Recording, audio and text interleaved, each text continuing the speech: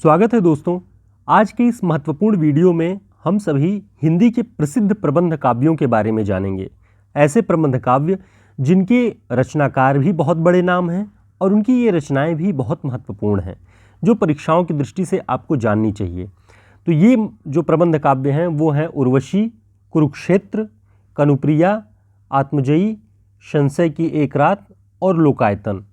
आज इन सभी के बारे में हम जानेंगे कि इनकी मूल कथा वस्तु, इनके मूल जो प्रतिपाद्य है वो क्या है। सबसे पहले शुरुआत करते हैं हम धर्मवीर भारती से। धर्मवीर भारती का जन्म 1926 ईस्वी में हुआ और इनकी मृत्यु 1997 में हुई और इलाहाबाद में इनका जन्म हुआ था। इन्होंने 1950 ईस्वी में धर्मयुग नाम से पत्रिका चलाई। ध्यान रखिएगा, धर्मयुग पत्रिका के संपादक धर्मवीर भारती थे। यह 1950 ईस्वी से चलाई गई पत्रिका थी और यह साप्ताहिक पत्रिका थी जो मुंबई से प्रकाशित होती थी। 1987 तक ये पत्रिका धर्मवीर भारती जी चलाते रहे और इसका संपादन करते रहे। धर्मवीर भारती जी मूलतः नई कविता के कवि हैं। अज्ञे जी ने इनकी कविताओं को और इनके नाम को दूसरा सप्तक के अंतर्गत रखा। दूसरा सप्तक 1951 में, आप सभी जानते हैं, 1951 में आया दूसरा सप्तक और उस दूसरा सप्तक के कवियों में धर्मवीर भारती जी का भी नाम है। इनकी जो महत्वपूर्ण रचनाएं हैं वह ठंडा लोहा 1952 में, अंधा युग 1955 में, कनुप्रिया 1959 में, 7 गीत वर्ष 1959 में और देशांतर। ये महत्वपूर्ण रचनाएं हैं इनकी। अब आगे देखते हैं हम कि कनुप्रिया जो इनका एक प्रबंध काव्य है, उसमें भारती जी ने राधा की प्रेम संवेदना के माध्यम से जीवन को समझने का प्रयत्न किया है। यह मूलतः आप देखेंगे कि भारती जी मूलतः प्रेम के कवि थे, प्रेम संवेदना के कवि थे। तो कनुप्रिया में उन्होंने राधा के भीतर जो प्रेम की संवेदना थी श्री कृष्ण को लेकर के, उसके माध्यम से जीवन को समझने का प्रयत्न किया है कि असल में वास्तव में जीवन क्या है। तो यह एक प्रबंध काव्य है धर्मवीर भारती जी का और कनुप्रिया की मूल संवेदना प्रेम है, ये आपको ध्यान रखना है। और भारती जी मूलतः प्रेम के कवि थे, ये भी ध्यान रखना है।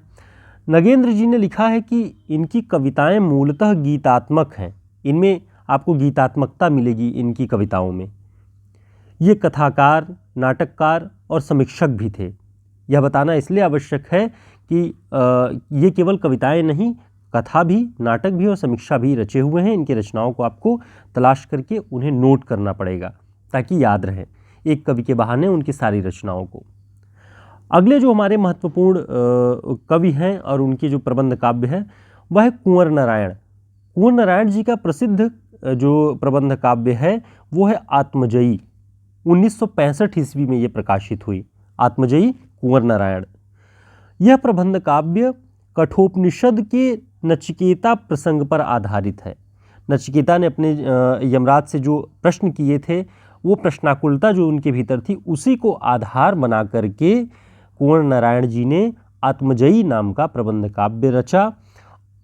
यह एक विचार काव्य है। नगेंद्र जी की पुस्तक में लिखा हुआ है कि आत्मजयी एक विचार काव्य है जिसमें आधुनिक जीवन प्रश्नों के उत्तर पाने की अकुलाहट व्याप्त है।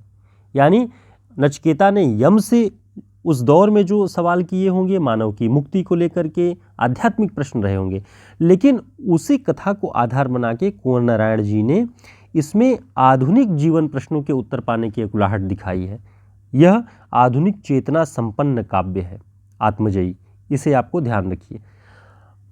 अगला जो महत्वपूर्ण प्रबंध काव्य है वह है लोकायतन।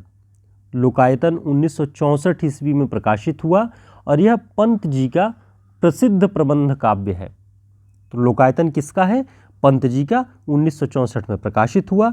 इसमें भारतीय जीवन की स्वाधीनता के पहले और स्वाधीनता के बाद की कथा है। ये ध्यान रखना है आपको, आप इससे रिलेट कर लीजिए ताकि ये पता रहे कि लोकायतन में मूलतः है क्या, लिखा क्या गया है। तो पंत जी ने स्वाधीनता के पहले और स्वाधीनता के बाद की भारतीय जीवन की कथा कही हुई है इसमें। यह 2 खंडों में विभाजित है और यह गांधी जी पर आधारित रचना है। इसे भी ध्यान रखिएगा कि स्वाधीनता के दौर की बात है, तो ये इसमें गांधी जी को केंद्र में रख करके पंत जी ने लिखा हुआ है। अगला जो महत्वपूर्ण प्रबंध काव्य है वह है संशय की एक रात। यह 1962 ईस्वी में प्रकाशित हुआ। संशय की एक रात, और इसके रचनाकार हैं नरेश मेहता। यह प्रबंध काव्य है। इस सारे प्रबंध काव्यों की बात हो रही है यहाँ पर, इसलिए ध्यान रखिएगा। तो नरेश मेहता जी का संशय की एक रात, इसमें समुद्र का पुल जब बंध जाता है, बंध जाने के बाद राम के मन में यह संशय उठता है कि एक सीता के लिए इतना भीषण नरसंहार उचित होगा या नहीं। ऐसी जो भीतर उनके संशय मन में चलता रहता है, उसी संशय को आधार बनाकर नरेश मेहता जी ने संशय की एक रात नामक प्रबंध काव्य की रचना की हुई है। तो आप इसे ध्यान रखिए। अगला महत्वपूर्ण जो प्रबंध काव्य है वह है कुरुक्षेत्र। 1946 में दिनकर जी ने इसकी रचना की। तो कुरुक्षेत्र किसकी रचना है? दिनकर जी की, 1946 में, जो युद्ध पर आधारित प्रबंध काव्य है। जब भी विकल्पों में पूछे कि यह किस प्रकार की रचना है, युद्ध पर आधारित प्रबंध काव्य है, ध्यान रखना है।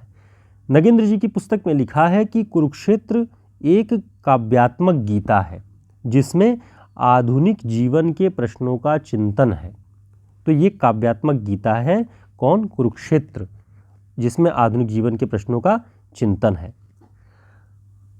अंतिम महत्वपूर्ण जो हमारा प्रबंध काव्य है वह है दिनकर जी का उर्वशी। उर्वशी की रचना दिनकर जी ने 1961 ईस्वी में की। उर्वशी नाम से कई सारी रचनाएं, हमने पिछले वीडियो में बताया कि उर्वशी नाम से उपन्यास भी है, नाटक भी है, प्रबंध काव्य दिनकर जी का आप देख ही रहे। तो सबको आपको क्लियर करना पड़ेगा एक जगह, जब भी आपको जहां मिले उसे नोट करिए, एक नाम से जो भी रचनाएं हों। और दिनकर जी का यह जो प्रसिद्ध काव्य है प्रबंध काव्य उर्वशी, यह ज्ञानपीठ पुरस्कार प्राप्त कृति है। और किस सन में इसे ज्ञानपीठ पुरस्कार मिला? 1972 में। इसमें उर्वशी और पुरूरवा की प्राचीन कथा को नए अर्थों में रचा गया है। तो मूल केंद्र में कौन है? दो पात्र, उर्वशी और पुरूरवा की प्राचीन कथा, और इसमें प्रेम की सूक्ष्म संवेदनाओं को उभारा गया है। उर्वशी के माध्यम से प्रेम की जो एक सूक्ष्मता में प्रेम क्या है, सूक्ष्म प्रेम के बड़े बड़े रूपों को छोड़ करके प्रेम सूक्ष्म रूप में किस रूप में अभिव्यक्त हो सकता है, वो इसमें नगेंद्र जी की पुस्तक में यही लिखा हुआ है कि सूक्ष्म संवेदनाओं को उभारा गया है। तो आप इसे ध्यान रखिए। ये सारी बहुत महत्वपूर्ण रचनाएं हैं, इनके रचनाकार बहुत महत्वपूर्ण हैं। आप जब भी नोट्स बनाइए, जब भी पढ़िए, तो रचनाकारों के जन्म तिथि को भी, जन्म सन को भी ध्यान रखिए, उनकी महत्वपूर्ण रचनाओं को, और उनकी किन रचनाओं को कौन सा पुरस्कार मिला है, साथ साथ में इन सब चीज़ों को भी देखते रहा करिए। हमारा प्रयास है कि जिस रचना पर हम बात करें उसके इर्द गिर्द कई और जो प्रश्न बन सकते हैं उन पर भी एक साथ हम बात करें। तो हमारे चैनल को सब्सक्राइब कर लीजिए, वीडियो को लाइक कर दीजिएगा, और व्हाट्सएप ग्रुप और टेलीग्राम लिंक हमारे डिस्क्रिप्शन बॉक्स में है, आप इस वीडियो के नीचे देख सकते हैं, उसे ज्वाइन कर लीजिएगा। फिर एक नए वीडियो मिलते हैं, तब तक के लिए नमस्कार, धन्यवाद।